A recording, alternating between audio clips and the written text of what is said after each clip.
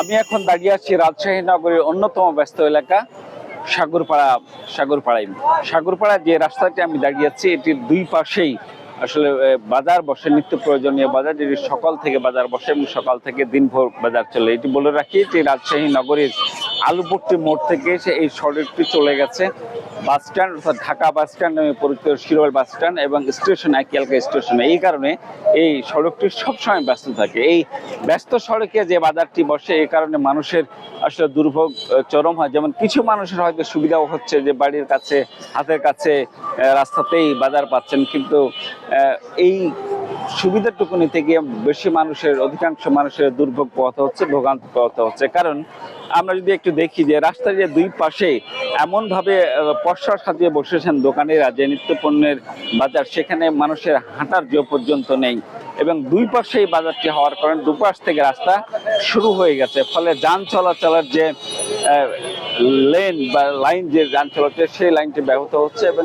এই একমাত্র সড়কটি যে সিঙ্গেল সড়ক হওয়ার কারণে যানবাহন চলাচলে মারাত্মকভাবে ব্যাহত হচ্ছে। অনেক ক্ষেত্রে যানজটের সৃষ্টি হয়, ঘটে নানা দুর্ঘটনা। শুধু সড়ক নয়, সড়কের দুই পাশে যে ফুটপাত রয়েছে, সিটি কর্পোরেশনের যে ফুটপাত, সেই ফুটপাত দখল করেও কিন্তু আসলে দোকান বসানো হয়েছে বা ব্যবসায়ীরা সেটি দখল করে তাদের নিত্য পণ্য ব্যবসা করছেন বা কেনা বেচা করছেন। আমরা খোঁজ নিয়েছি যে সিটি কর্পোরেশন আসলে এই বাজারটি ইজারা দিয়েছে, যেটি ইজারা মূল্যে প্রায় 7 লাখ টাকা।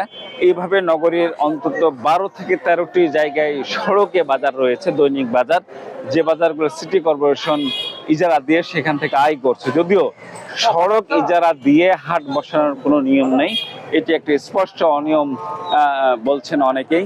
এরপর সিটি কর্পোরেশন এই কাজটি দীর্ঘদিন ধরে করে আসছে। আমি কথা বলেছিলাম এখানকার ব্যবসায়ীদের সঙ্গে, তারা জানিয়েছেন অন্তত 13 থেকে 14 বছর বা 15 বছর ধরে এই বাজারটি চলছে।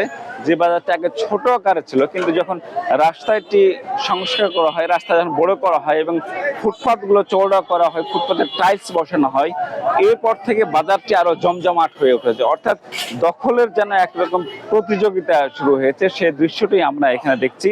আমি কথা বলেছিলাম এখানকার যারা ক্ষুদ্র ব্যবসায়ী আছেন তাদের সাথে, তারা জানিয়েছেন এখানে তারা প্রতিদিন এক একজন দোকানিকে বা এক একজন ব্যবসায়ীকে 30 টাকা হারে, অর্থাৎ প্রতিজন ব্যবসায়ীকে প্রতিদিন 30 টাকা করে ইজারাদারকে দিতে হয়। সেই ইজারাদার টাকাটি সেই সংগ্রহ করেন।